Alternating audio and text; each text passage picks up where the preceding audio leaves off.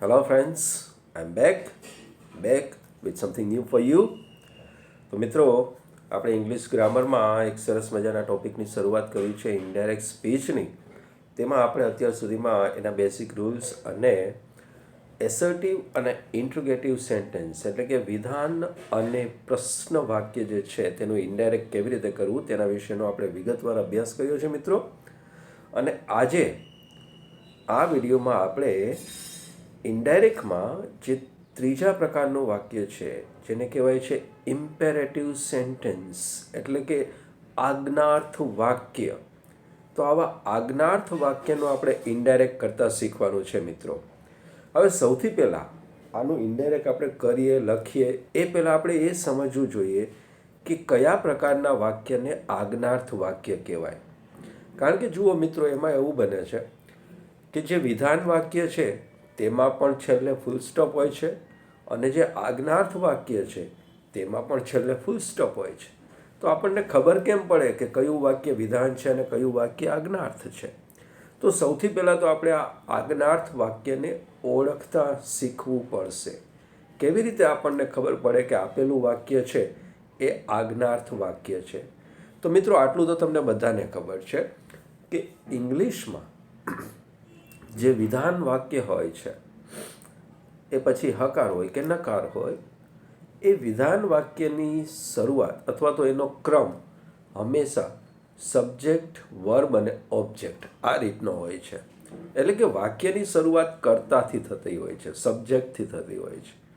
પણ અહીંયા જે આજ્ઞાર્થ વાક્ય છે એમાં વાક્યની શરૂઆતમાં સબ્જેક્ટ હોતો નથી. તો જુઓ, અહીંયા એની ડેફિનેશન મેં તમારા માટે લખી છે કે વાક્યની શરૂઆત કર્તાથી થતી નથી. મતલબ કે જો વાક્યની શરૂઆતમાં કર્તા ન હોય તો એ આજ્ઞાર્થ વાક્ય છે. બીજું કેનાથી ખબર પડે કે આ આજ્ઞાર્થ વાક્ય છે? તો ભાઈ હવે સબ્જેક્ટથી શરૂઆત નથી થતી તો કેનાથી થાય છે વાક્યની શરૂઆત? તો કે વાક્યની શરૂઆત મુખ્ય ક્રિયાપદથી થાય છે. હવે મુખ્ય ક્રિયાપદ એટલે કંઈ પણ હોઈ શકે, કમ, ગો, રીડ, સીટ, આવા કોઈ પણ જે મુખ્ય ક્રિયાપદ છે એ મુખ્ય ક્રિયાપદથી વાક્યની શરૂઆત થાય છે. ત્રીજો પોઈન્ટ જે આપણને એવું બતાવે કે આ આજ્ઞાર્થ વાક્ય છે એ શું હોઈ શકે? તો કે ભાઈ વાક્ય હકાર બી હોય, નકાર પણ હોઈ શકે. જો હકાર વાક્ય હોય તો મુખ્ય ક્રિયાપદથી વાક્ય સ્ટાર્ટ થાય છે, અને જો એ વાક્ય નકાર હોય તો નકાર વાક્યની શરૂઆત ડુ નોટ અથવા એનું જે શોર્ટ ફોર્મ છે ડોન્ટ તેનાથી થાય છે. વાક્યમાં મિત્રો વિનંતી દર્શક શબ્દ પણ હોય છે, જેવા કે પ્લીઝ કે કાઇન્ડલીનો પણ ઉપયોગ થયો હોય છે. અને આ પ્રકારના જે વાક્યો છે મિત્રો, એનો ઉપયોગ વિનંતી, સલાહ, સૂચન, હુકમ વગેરે જે વાક્યના ભાવ છે એને દર્શાવવા માટે થાય છે. તો મિત્રો આટલું તમે ધ્યાન રાખો તો તમને ખ્યાલ આવે કે આપણું વાક્ય છે એ વિધાન વાક્ય છે કે આજ્ઞાર્થ વાક્ય છે. જો એકવાર ફરીથી, વાક્યની શરૂઆત એટલે કે આજ્ઞાર્થ વાક્યની શરૂઆત કર્તાથી થતી નથી. બીજું, વાક્યની શરૂઆત મુખ્ય ક્રિયાપદથી થાય છે. ત્રીજું, નકાર વાક્યની શરૂઆત ડુ નોટ અથવા ડોન્ટથી થાય છે. અને વાક્યમાં વિનંતી દર્શક શબ્દો પ્લીઝ કે કાઇન્ડલીનો પણ ઉપયોગ થયો હોય છે. તો આ પ્રકારના વાક્યને કહેવાય આજ્ઞાર્થ વાક્ય. તો ચાલો મિત્રો, હવે આપણને એ સમજાઈ ગયું કે આજ્ઞાર્થ વાક્ય શું છે. તો આ જે આજ્ઞાર્થ વાક્ય છે એનું આપણે ઇનડાયરેક્ટ કરવું છે તો એના પણ અમુક રૂલ્સને આપણે ફોલો કરવા પડશે. તો આ રૂલ્સ કયા છે મિત્રો એ પણ સમજી લઈએ. તો જુઓ, સૌથી પહેલો રૂલ આવે છે આરવીનો. જેમ કે આપણે વિધાનમાં પણ આરવીમાં ચેન્જ કરતા હતા, પ્રશ્ન વાક્યમાં પણ આરવીનો ચેન્જ કર્યો હતો. તો અહીંયા પણ આપણે આરવી છે એમાં ચેન્જ કરવો પડે. પણ અહીંયા મિત્રો, જેમ વિધાનમાં માત્ર ટેલ લખતા હતા અને પ્રશ્નમાં આસ્ક લખતા હતા, તો અહીંયા એવું થતું નથી. કોઈ એક આરવી હોતું નથી. આ પ્રકારના વાક્યમાં આરવી છે એ વાક્યના ભાવાર્થને સમજીને લખાય છે. સમજાય છે મિત્રો? વાક્યના ભાવાર્થને સમજીને આરવી લખવાનું હોય છે. તો એનું એક ટેબલ મેં તમારા માટે બનાવ્યું છે મિત્રો, કે જો ભાઈ વાક્યનો ભાવ આ રીતનો હોય તો એનું આરવી શું લખાય? તો જુઓ, અહીંયા શરૂઆત કરીએ કે વાક્યમાં વિનંતી હોય તો આપણે આરવી લખવું પડે રિક્વેસ્ટેડ. સલાહ કે શિખામણ આપી હોય તો લખવું પડે એડવાઇઝડ. હુકમનો ભાવ હોય તો આરવી લખાય છે ઓર્ડર્ડ. વાક્યની અંદર ચેતવણી આપેલી હોય તો લખાય છે વોર્ન્ડ. આજીજી કરતા હોય, હે ને, આજીજીનો ભાવ એમાંથી સ્પષ્ટ થતો હોય તો આરવી લખાય છે બેગ્ડ. વાક્યની અંદર જો સૂચનાનો ભાવ હોય તો આરવી લખાય છે ઇન્સ્ટ્રક્ટેડ. ધમકીનો ભાવ સ્પષ્ટ થતો હોય તો આરવી લખાય છે થ્રીટન્ડ. સૂચન આપેલું હોય તો લખાય છે સજેસ્ટેડ. લશ્કરી આદેશ કોઈ આપેલો હોય તો આરવી લખાય છે કમાન્ડેડ. અને જો વાક્યમાં કોઈ આપણને ભાવ સ્પષ્ટ ન થઈ શકે, કે આપણે એને સ્પષ્ટ રીતે ઓળખી ન શકીએ, તો આપણે ટોલ્ડ અથવા આસ્કડ નો પણ આરવી તરીકે ઉપયોગ કરી શકીએ છીએ. તો મિત્રો, આરવી છે એ કોઈ એક નથી લખાતું, પણ આજ્ઞાર્થ વાક્યમાં વાક્યના ભાવ મુજબ એ ભાવને સમજી અને આપણે આરવી લખવાનું હોય છે. ફરીથી એકવાર, વિનંતી તો રિક્વેસ્ટેડ, સલાહ તો એડવાઇઝડ, હુકમ ઓર્ડર્ડ, ચેતવણી વોર્ન્ડ, આજીજી બેગ્ડ, સૂચના ઇન્સ્ટ્રક્ટેડ, ધમકી થ્રીટન્ડ, સૂચન તો સજેસ્ટેડ, લશ્કરી આદેશ તો કમાન્ડેડ, અને જો કોઈ ભાવ સ્પષ્ટ ન થાય તો ટોલ્ડ અથવા આસ્કડનો પણ ઉપયોગ કરી શકાય છે. ત્યાર પછી જે બીજું ચેન્જ કે બીજો રૂલ છે એ છે સંયોજકનો. જેમ આપણે વિધાનમાં ધેટ લેતા હતા, પ્રશ્ન વાક્યમાં ઇફ અથવા WH વર્ડને આપણે સંયોજક તરીકે લેતા હતા, તો અહીંયા મિત્રો જુઓ સંયોજક શું લખાય છે. તો જુઓ, જો વાક્ય હકાર હોય તો સંયોજક તરીકે લખાય છે ટુ, અને જો વાક્ય નકાર હોય તો સંયોજક તરીકે લખાય નોટ ટુ.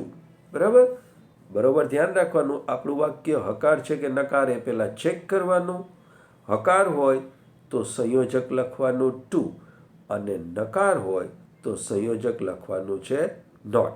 હવે જો નકાર વાક્ય હોય અને આપણે નોટ ટુ એવું સંયોજક લખીએ છીએ, તો નકાર વાક્યની અંદર જે આ આપેલું હોય છે ડુ નોટ અથવા ડોન્ટ, શું આપેલું હોય છે? કારણ કે નકાર વાક્યની શરૂઆત ડુ નોટ કે ડોન્ટથી થાય છે. તો જ્યારે આપણે સંયોજક નોટ ટુ લખાઈ જાય છે તો આ ડોન્ટ કે ડુ નોટ જેવા શબ્દો નીકળી જાય છે. તો આ તો થઈ મિત્રો સંયોજકની વાત. પછી ત્રીજું ધ્યાન શું રાખવાનું કે વાક્યમાં આપેલ વિનંતી દર્શક શબ્દો પણ દૂર કરવાના. હવે જુઓ, વિનંતી દર્શક શબ્દો એટલે શું? તો કે પ્લીઝ અથવા કાઇન્ડલી. પ્લીઝ એટલે વિનંતીનો ભાવ છે, અને વિનંતીનો ભાવ છે તો આરવીમાં આપણે શું લખીએ છીએ મિત્રો? રિક્વેસ્ટેડ. તો રિક્વેસ્ટ છે એ પોતે જ વિનંતી દર્શક શબ્દ છે, તો ફરીથી પાછા આવા વિનંતી દર્શક શબ્દો લખાતા નથી. એટલા માટે આવા વિનંતી દર્શક શબ્દો પણ દૂર થઈ જાય છે.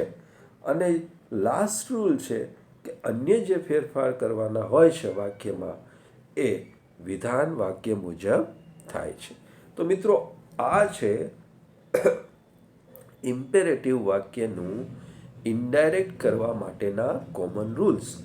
ફરીથી એકવાર જો એને રિપીટ કરીએ તો અહીંયા સૌથી પહેલો ચેન્જ જે આપણે આરવીમાં કરવાનો હોય છે, તો અહીંયા આજ્ઞાર્થ વાક્યમાં આરવી કોઈ એક લખાતું નથી, પરંતુ એ વાક્યના ભાવાર્થને સમજીને આરવી લખાય છે, જેના માટે આપણે અહીંયા એક ટેબલ પણ બનાવેલું છે. બીજો ચેન્જ કરવાનો હોય છે સંયોજકમાં.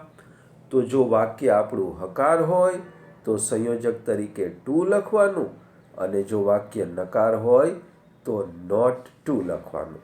અને જ્યારે નકાર વાક્યમાં નોટ ટુ સંયોજક તરીકે લખીએ છીએ તો વાક્યની શરૂઆતમાં આપેલ ડુ નોટ કે ડોન્ટ જેવા શબ્દો નીકળી જાય છે. અને પછી ત્રીજું રૂલ એ છે કે વાક્યની અંદર આપેલા વિનંતી દર્શક શબ્દો જેવા કે પ્લીઝ ને કાઇન્ડલી એ પણ દૂર થઈ જાય છે અને અન્ય જે ફેરફારો છે એ વિધાન વાક્ય મુજબ થાય છે. તો મિત્રો આટલું સમજ્યા પછી આપણે કોઈ એક ઇમ્પેરેટિવ સેન્ટેન્સ એટલે કે આજ્ઞાર્થ વાક્યનું ઇનડાયરેક્ટ કરી શકીએ. હવે આપણે અહીંયા જે ઉપર જે કંઈ રૂલ્સ લખ્યા છે મિત્રો એને આપણે એક્ઝામ્પલથી સમજીએ. સૌથી પહેલું એક્ઝામ્પલ લઈએ મિત્રો. ચેતન સેડ ટુ હિઝ ફાધર. ચેતને તેના પપ્પાને કહ્યું, please help me to finish this painting. Please help me to finish this painting એટલે કે આ પેઇન્ટિંગ પૂરું કરવામાં, ફિનિશ કરવામાં મને કૃપા કરીને મદદ કરો. તો જુઓ મિત્રો, અહીંયા સૌથી પહેલો ચેન્જ આપણે આરવીમાં કરવાનો છે. આ છે ને આપણું આરવી, તો આપણે આરવીમાં ચેન્જ સૌથી પહેલો કરવાનો છે. તો સૌથી પહેલો ચેન્જ કરવા માટે આપણે વાક્યનો જે ભાવ છે એને સમજવો પડશે. જેમ કે અહીંયા જુઓ શું લખેલું છે, પ્લીઝ. તો પ્લીઝથી કયો ભાવ સ્પષ્ટ થાય છે? વિનંતીનો ભાવ સ્પષ્ટ થાય છે. તો જે આપણે આરવી છે એ આરવી શું લખશું અહીંયા? સેડ ટુના બદલે શું લખશું? યસ, વિનંતી છે તો આપણે લખશું રિક્વેસ્ટેડ. તો કર્તા કર્મ એમનેમ લખાશે. તો આપણે આન્સરની શરૂઆત કરીએ. ચેતન સેડ ટુ ના બદલે અહીંયા પ્લીઝ વર્ડ હોવાથી આરવી લખીએ છીએ આપણે રિક્વેસ્ટેડ. હવે કર્મ એમનેમ લખાશે રિક્વેસ્ટેડ હિઝ ફાધર. હવે મિત્રો સંયોજકની વાત આવે તો આપણું આ જે વાક્ય છે એ હકાર છે કે નકાર? યસ, ડેફિનેટલી આ હકાર વાક્ય છે, કારણ કે આમાં નકાર માટેના ડુ નોટ કે ડોન્ટ જેવા શબ્દો આપણને ક્યાંય દેખાતા નથી. તો આપણું આ વાક્ય હકાર વાક્ય છે, તો આપણે સંયોજક શું લખશું? ટુ. હવે વાક્યની શરૂઆત કરીએ તો આ જે પ્લીઝ વર્ડ છે એ નીકળી જશે. હમણાં જ આપણે વાત કરીને શા માટે નીકળી જશે? સોરી ફ્રેન્ડ્સ, કારણ કે આ પ્લીઝનો જે અર્થ છે એ અર્થ કેમાં આવી ગયો? તો આપણે જે આ આરવી લખ્યું એમાં તેનો અર્થ આવી ગયો. એટલે ફરીથી આ પ્લીઝ વર્ડ લખાશે નહીં, તો એ નીકળી જશે અને શરૂઆત થશે અહીંથી. તો આ ક્રિયાપદ છે. હેલ્પ એટલે મદદ કરવી, તો એ ક્રિયાપદ છે. હવે મિત્રો ક્રિયાપદ છે, છેલ્લે આપણે એમ કર્યું કે અન્ય ફેરફાર વિધાન વાક્ય મુજબ કરવા. તો અહીંયા V1 છે એટલે કે વર્તમાન કાળનું રૂપ છે. તો તમને એમ થશે કે આનું ભૂતકાળ કરવાનું હશે. યસ, એવું થાય, પણ અહીંયા ભૂતકાળનું રૂપ થશે નહીં. શા માટે નહીં થાય? કારણ કે અહીંયા જે આપણે સંયોજક તરીકે ટુ લખીએ છીએ તેનાથી હા, તો મિત્રો હું એમ કહેતો હતો કે જે અહીંયા ટુ લખીએ છીએ એનાથી બને છે ઇન્ફિનિટિવ. ઇન્ફિનિટિવ એટલે હેતુદર્શક ક્રિયાપદ.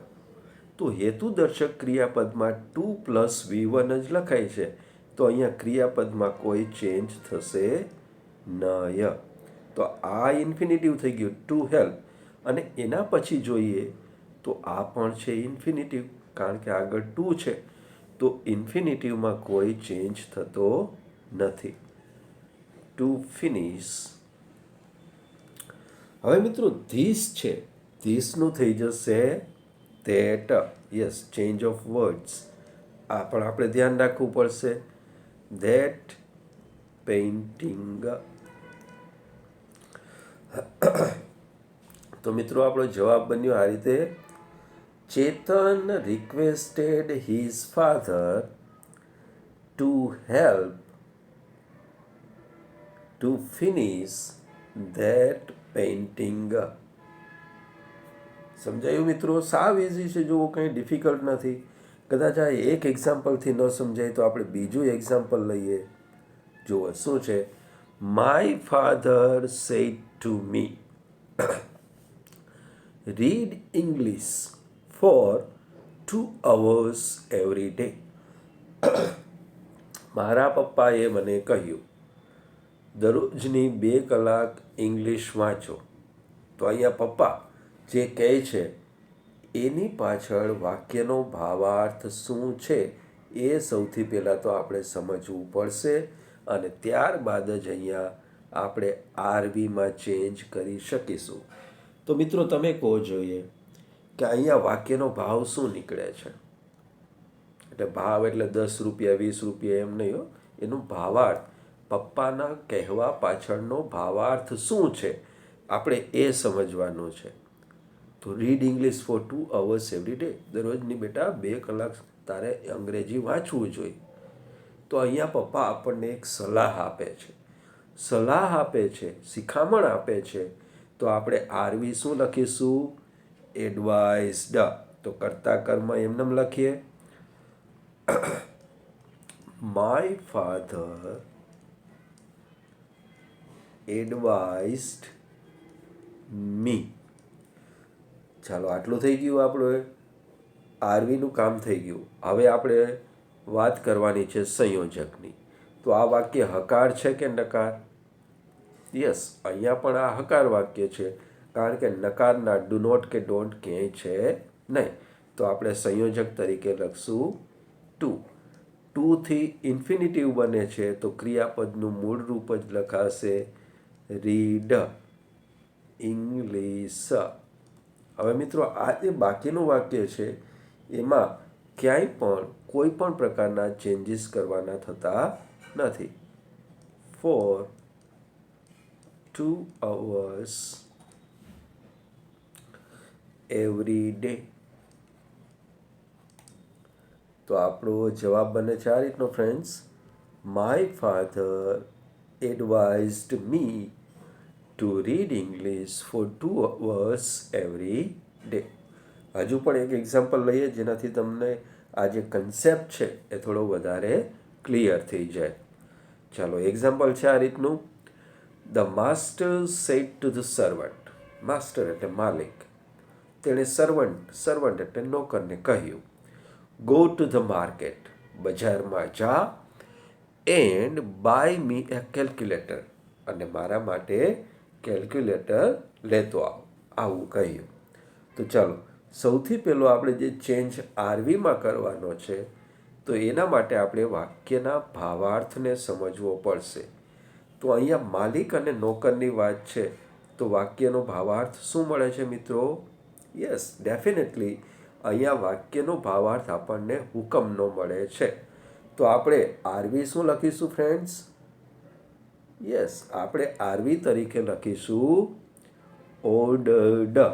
કર્તા અને કર્મ એમને લખીએ અને આરવી લખીએ ઓર્ડર્ડ.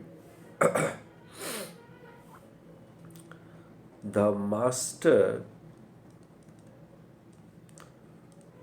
ઓર્ડર્ડ. જો ઓર્ડર્ડ શા માટે લખીએ છીએ કે અહીંયા સેડ છે, ભૂતકાળ છે, એટલે આપણે પણ ઓર્ડરનું કર્યું ઓર્ડર્ડ. પછી કર્મ છે ધ સર્વન્ટ. The servant. હવે આ વાક્ય હકાર છે કે નકાર એ સમજીને આપણે સંયોજક લખવાનું છે. તો અહીંયા પણ આપણને નકાર શબ્દ ડુ નોટ કે ડોન્ટ ક્યાંય દેખાતા નથી. તો આ વાક્ય પણ હકાર વાક્ય છે, તો આપણે સંયોજક લખશું ટુ. ફરીથી કહું છું, ટુ લખવાથી ઇન્ફિનિટિવ બને છે, તો ક્રિયાપદનું મૂળ રૂપ go. Go to the market. હવે મિત્રો અહીંયા 2 વાક્ય છે અને એ 2 વાક્ય એન્ડથી જોડાયેલા છે. તો બીજા વાક્યની શરૂઆત પણ બાય એટલે કે મુખ્ય ક્રિયાપદથી થઈ છે. મુખ્ય ક્રિયાપદથી જ શરૂઆત થયું છે, તો આ જે સંયોજક છે એ જેમ આ ક્રિયાપદને લાગુ પડે છે તેમ આને પણ લાગુ પડે છે, એટલે કે એ પણ ઇન્ફિનિટિવ બને છે. પરંતુ મિત્રો ફરીથી આપણે ટુ લખવાની જરૂર નથી. તો અહીંયા પણ આપણે એન્ડ લખ્યા પછી સીધું લખીએ મૂળ ક્રિયાપદ બાય. હવે અહીંયા ચેન્જ કરવાનો થશે મિત્રો. આ મી છે એ ફર્સ્ટ પર્સનનું પ્રોનાઉન છે, એટલે કે પહેલા પુરુષનું સર્વનામ છે. તો હવે તમને સારી એવી પ્રેક્ટિસ થઈ ગઈ છે કે પહેલા પુરુષના સર્વનામ કોના પ્રમાણે બદલાય, તો કે કર્તા પ્રમાણે. કર્તા કોણ છે અહીંયા, તો કે માસ્ટર. માલિક, તો માલિકનું સર્વનામ થાય હી. જો આઈનું મી થાય તો હીનું શું થાય, યસ. જો ટેબલ ઓફ પ્રોનાઉન તમે બરાબર રેફર કરો તો મીની નીચે હીની સામે શું લખેલું હશે, haem.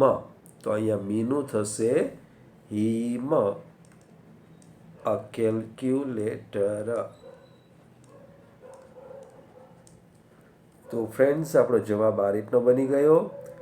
The master ordered the servant to go to the market and buy him a calculator. ચાલો હજી એક એક્ઝામ્પલ લઈએ જેનાથી વધારે તમને થોડું સમજાઈ જાય. The electrician said to me. Electrician એટલે જે વાયરિંગનું કામ કરે છે એ. સેડ ટુ મી, તેણે મને કહ્યું. આ આરવી છે ને, સૌથી પહેલો ચેન્જ આપણે આરવીમાં જ કરવાનો હોય છે. હવે આરવી સમજવા માટે આપણે વાક્યના ભાવાર્થને સમજવો પડશે. તો અહીંયા જોઈએ, પહેલાં વાક્યને સમજી લઈએ. Don't touch this live wire. આ જે જીવંત તાર છે એને અડીશ નહીં. તો ઇલેક્ટ્રિશિયન અહીંયા શું કહેવા માગે છે, એ ભાઈ છેટો રહેજો, એ જે વાયર છે એને અડીશ નહીં, નહીંતર તને શોર્ટ લાગશે અને તારા પ્રાણ જતા રહેશે. તો અહીંયા ખરેખર ઇલેક્ટ્રિશિયન છે એ આપણને એક પ્રકારની ચેતવણી આપે છે. તો ચેતવણીનો ભાવાર્થ અહીંયા સ્પષ્ટ થાય છે. તો આપણે આરવીમાં શું લખશું, યસ, સેડ ટુના બદલે આપણે શું લખીશું, વોન્ડ. કર્તા કર્મ એમને લખાય છે. ધ ઇલેક્ટ્રિશિયન, ચેતવણીનો ભાવ મળે છે તો અહીંયા આપણે આરવી તરીકે લખીએ વોન્ડ. કર્મ છે મી. હવે જુઓ મિત્રો, હવે સંયોજક. વાક્ય આપણું નકાર છે, જુઓ દેખાય છે ને, ડોન્ટ, ડુ નોટ એટલે કે ડોન્ટ. તો નકાર વાક્ય છે તો આપણે સંયોજક લખીશું નોટ ટુ. હવે આ નોટ ટુ અહીંયા લખાઈ ગયું છે તો આ ડોન્ટ વર્ડ નીકળી જશે. એ વર્ડ નીકળી જાય છે તો સીધું આવશે ક્રિયાપદ. ક્રિયાપદ આવે છે, અહીંયા લખેલું છે ટુ, તો ટુથી બને છે ઇન્ફિનિટિવ, એટલે કે ક્રિયાપદનું મૂળ રૂપ જ અહીંયા લખાશે. નોટ ટુ ટચ, આ રીતનું બની ગયું. હવે ધીસનું થશે ધેટ. ભૂતકાળનું આરવી છે તો ધીસનું ધેટ. અને લાઈવ વાયર એમનેમ લખાશે મિત્રો. યસ, તો આપણો જવાબ આ રીતનો છે. The electrician want me not to touch that live wire. હજુ એક એક્ઝામ્પલ લઈએ friends. The general said to the soldiers. General એટલે લશ્કરી જે અધિકારી હોય છે ને, જનરલ ને મેજર ને કર્નલ ને આ બધા. તો એ જે લશ્કરનો અધિકારી છે તેણે સોલ્જર્સ એટલે સૈનિકો, સિપાહીઓને કહ્યું, માર્ચ ઓન, આગે બઢો, કૂચ કરો, એવું કહ્યું. તો અહીંયા લશ્કરની વાત આવે છે. તો જો આપણે આરવીનું જે ટેબલ એક લખ્યું છે એમાં લખ્યું છે કે જો કોઈ લશ્કરી આદેશ હોય તો આરવી તરીકે શું લખવાનું છે, યસ, કમાન્ડેડ. તો કર્તા કર્મ એમનેમ લખીએ અને સેડ ટુના બદલે લખીએ કમાન્ડેડ. The general commanded. અને કર્મ છે ધ સોલ્જર્સ, તો એ પણ આપણે એમનેમ લખીએ મિત્રો, ધ સોલ્જર્સ. Sorry friends.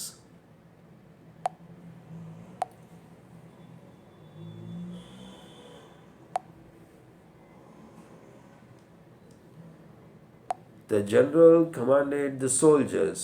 હવે વાક્ય કેવું છે મિત્રો, યસ, તો એ હકાર વાક્ય છે. તો સંયોજક આપણે લખીએ ટુ. ટુથી ઇન્ફિનિટિવ બને છે તો અહીંયા જે માર્ચ એ મહિનાનું નામ નથી હો ફ્રેન્ડ્સ. માર્ચ એ ક્રિયાપદ છે. માર્ચ એટલે કૂચ કરવી, આગે વળવું. તો અહીંયા એનું V1 જ લખીએ આપણે, માર્ચ ઓન. યસ, તો this is our answer. The general commanded the soldiers to march on. સમજાય છે ને મિત્રો?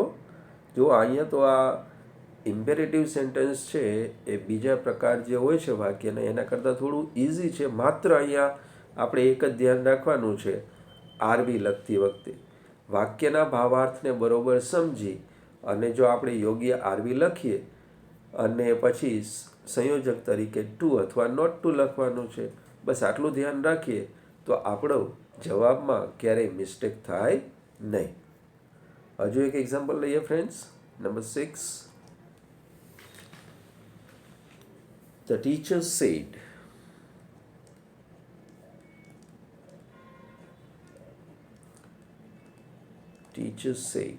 શું કહ્યું?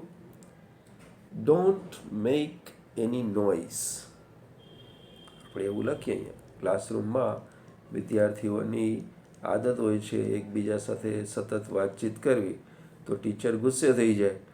Don't make any noise. હવે ટીચર ગુસ્સે થાય એ પણ સ્વાભાવિક વાત છે, કારણ કે જ્યાં એજ્યુકેશનનું કામ ચાલતું હોય, શિક્ષણનું કાર્ય ચાલતું હોય, ત્યાં તમે ખોટો અવાજ કરો તો ટીચર પણ ડિસ્ટર્બ થાય અને જે શાંતિથી ભણતા હોય એ પણ ડિસ્ટર્બ થાય છે. તો આવું આપણે ખરેખર ન કરવું જોઈએ.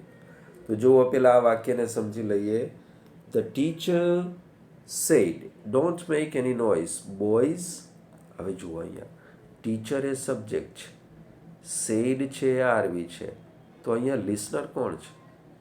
તો લિસનર આપણને સીધું અહીંયા સેડ પછી નથી આપ્યું, પણ એ અહીંયા આપણને ઇન્વર્ટેડની અંદર આપ્યું છે બોયઝ.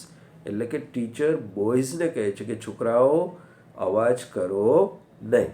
તો હવે ચાલો, સૌથી પહેલો ચેન્જ તો આપણે આરવીમાં કરવાનો છે. તો આપણે આરવી શું લખીશું? હુકમ છે? નહીં, ટીચર હુકમ તો કરતા નથી, કારણ કે હુકમ કરે છે તો આજકાલના વિદ્યાર્થીઓને ગમતું નથી. સૂચન પણ છે નહીં, સૂચના પણ છે નહીં. વિનંતી નથી, ટીચર વિનંતી પણ ન કરે.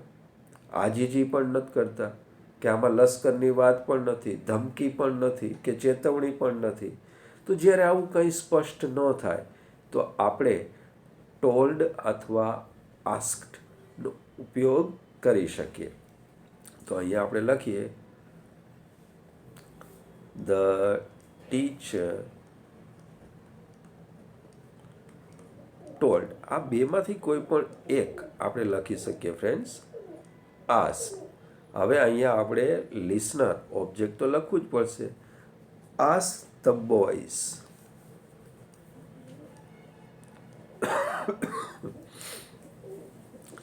હવે ફ્રેન્ડ્સ આપણું જે આ વાક્ય છે એ ડોન્ટથી શરૂ થયું છે, એટલે કે નકાર વાક્ય છે. તો સંયોજક આપણે લખીએ નોટ ટુ. હવે આ નોટ ટુ લખાઈ જવાથી આ ડોન્ટ વર્ડ નીકળી જશે. ટુથી ઇન્ફિનિટિવ બને છે, તો ક્રિયાપદનું V1 જ લખાશે, એમાં પણ કોઈ ચેન્જ થશે નહીં. Not to make any noise. Yes, so this is our answer. The teacher told અથવા asked the boys not to make any noise. જરૂર પડશે હજી એકાદા એક્ઝામ્પલની ફ્રેન્ડ્સ, તો આપણે હજી એકાદું એક્ઝામ્પલ કરીએ. નંબર 7.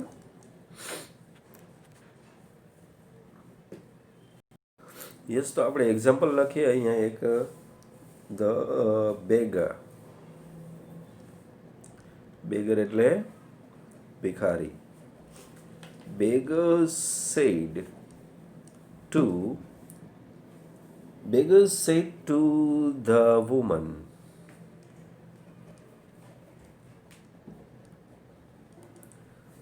શું કહે છે? જો, give me a rupee. Give me a rupee.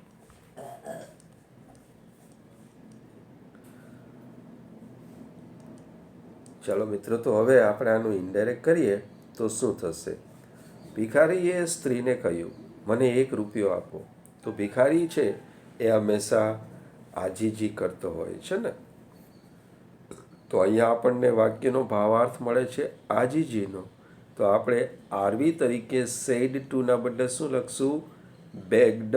કર્તા અને કર્મ એમનેમ લખાશે. The beggar begged. The beggar begged the woman. હવે વાક્ય હકાર છે કે નકાર? યસ, હકાર વાક્ય છે. તો સંયોજક લખશે ટુ. ટુથી ઇન્ફિનિટિવ બને છે. હું એકનું એક રિપીટ કરતો જાઉં છું એટલે તમે આવી ક્યારેય ભૂલ કરશો નહીં.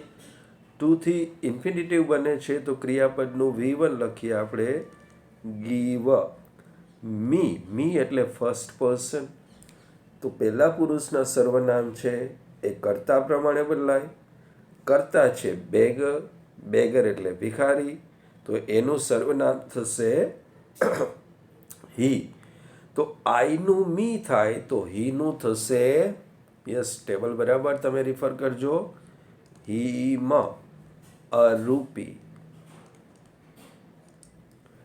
તો આપણો આન્સર છે the beggar begged the woman to give him a rupee. સમજાય છે ને ફ્રેન્ડ્સ? ચાલો એક લાસ્ટ એક્ઝામ્પલ તમારા માટે કરાવી દો ને પછી થોડા પ્રેક્ટિસના વાક્ય તમને આપું છું મિત્રો. She said to her father. લખીએ આપણે આ રીતનું.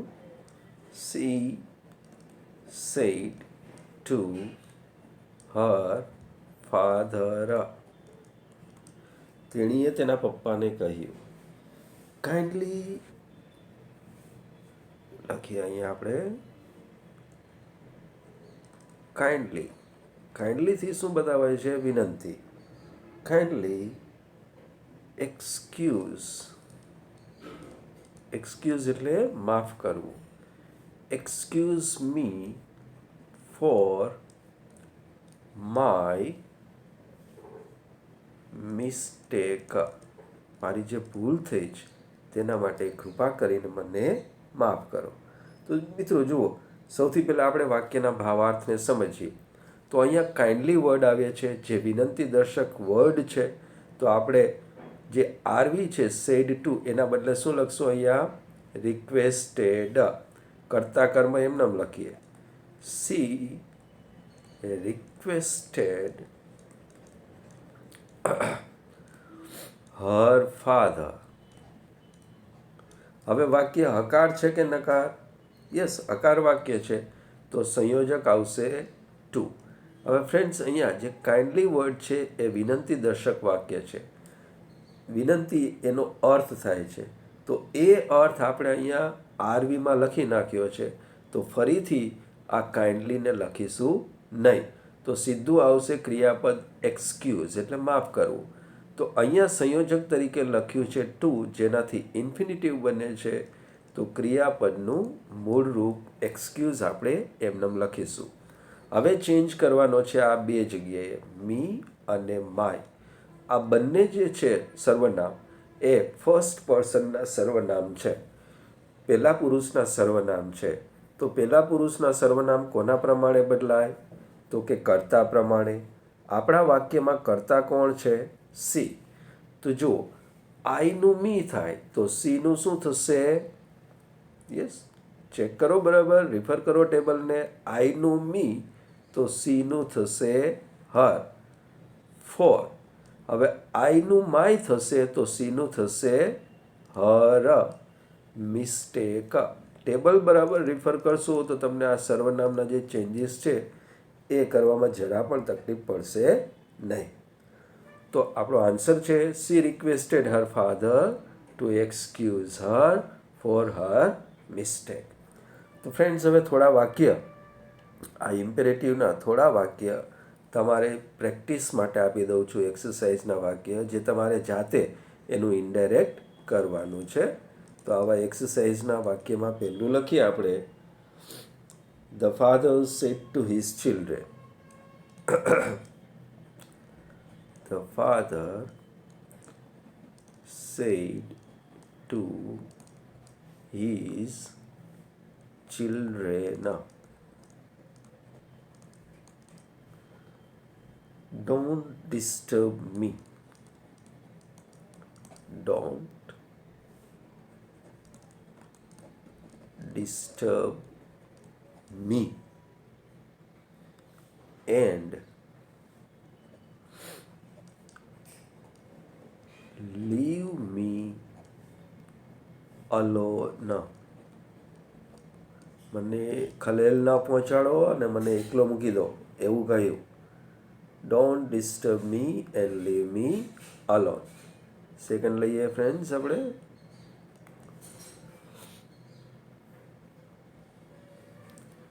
The old main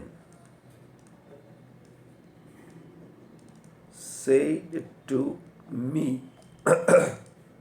the old man said to me, please, sorry friends, જો અહીંયા થોડું લખવામાં તકલીફ થઈ ગઈ.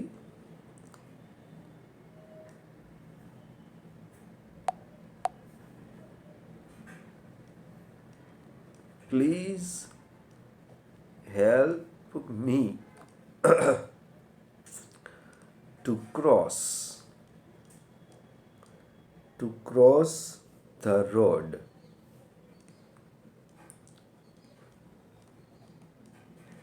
Please help me to cross the road. જો એક આપી દઈએ તમને. Number 3.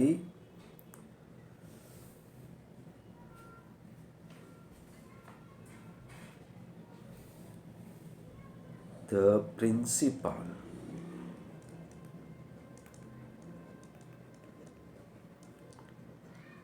said to Himanshu. The principal said to Himanshu, be regular.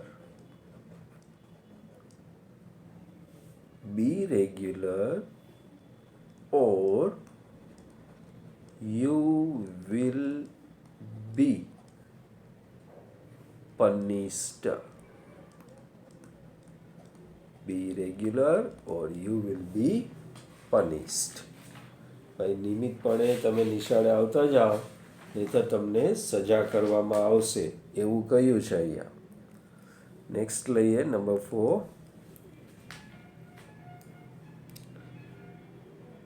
The doctor said to Tanuja. Doctor said to Tanuja.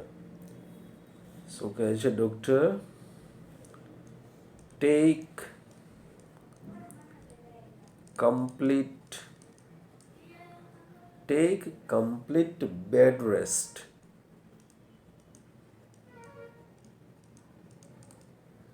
Take complete bed rest for a week.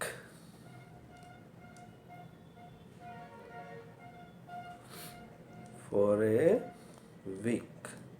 એક અઠવાડિયા માટે સંપૂર્ણપણે આરામ કરો એવું કહ્યું છે અહીંયા. હજુ એક એક્ઝામ્પલ લઈએ ફ્રેન્ડ્સ આપણે. Number 5.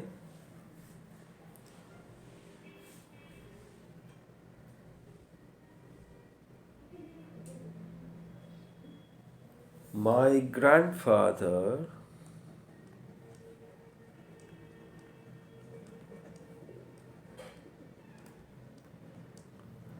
said to me,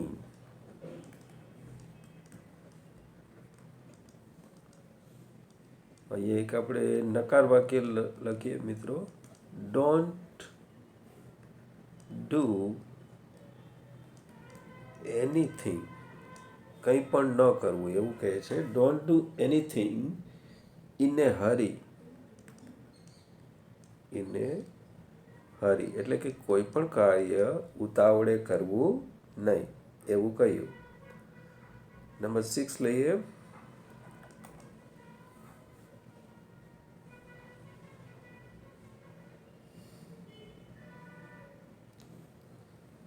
My father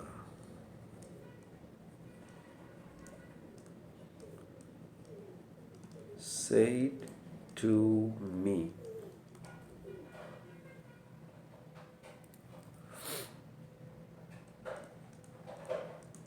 don't tell a lie. જૂઠું ન બોલો એવું કહે છે.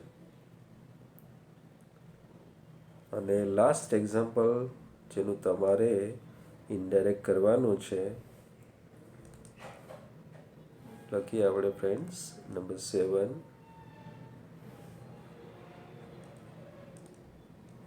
ચિંતન said to Chitra,